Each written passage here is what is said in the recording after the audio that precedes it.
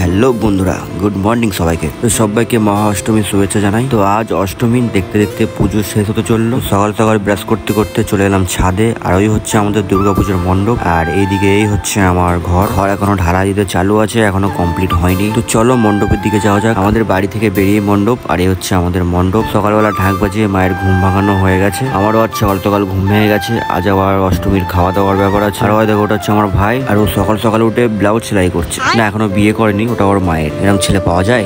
তো brush trash করে হালকা করে খেয়ে একটু জিম করা হলো। আর দেশে এলে জিমে যাওয়া হয় না, তাই ঘরেতেই ড্যাম্বল কিনে রেখেছি, ওটাতেই কাজ চালিয়ে। আর আমার সাথে আমার ভাইও চালু করে দিয়েছে। জিম টিম শেষ করে এদিকে এসে দেখি আজ অষ্টমীর রান্না শুরু হয়ে গেছে। মা আর দিদি রান্না করছে। আর আজ সবাই যেন লুচি হয় সবার ঘরে ঘরে। মানে আমাদের বাঙালির এই দুর্গাপুজো মানে খাওয়া দাওয়া। আর যা গরম দিয়েছে, বাড়ি থেকে তো বেরোনো যাচ্ছে না। তো খিদে পেয়ে গেছিল, মা গরম গরম লুচি দিয়ে দিয়েছিল। সাথে হয়েছে এখন কুমড়োর তরকারি, সিমুই, সুজি, মিষ্টি। এখনো বাকি আছে ছোলার ডাল, বাঁধাকপির তরকারি। আর এই সকালে যদি এরকম গরম গরম খাবার হয় তাহলে কি আর চাই না, আলাদাই একটা ব্যাপার। খেয়ে দিয়ে বেরিয়ে পড়লাম বন্ধুরা মিলে, আর যাচ্ছে এখন আমাদের পরের পাড়ায় মণ্ডপে। তো চলে এলাম। আর এটা হচ্ছে আমাদের সরবানী মা, খুবই জাগ্রত আমাদের এই দুর্গা মা। আর আজ অষ্টমীর পুজো দুপুরেই পড়েছে, তাই খুব ভিড়ও আছে। আর এই জায়গাটায় আজকের দিনে সাপ বেরোয়, আর অনেক দূর দূর থেকে লোকও আসে এই মায়ের পুজো দেখতে। তো সেখানে অনেকক্ষণ সময় কাটিয়ে বেরিয়ে পড়লাম। তো চলো দেখা হচ্ছে বিকেলে ঠাকুর দেখতে বেরিয়ে।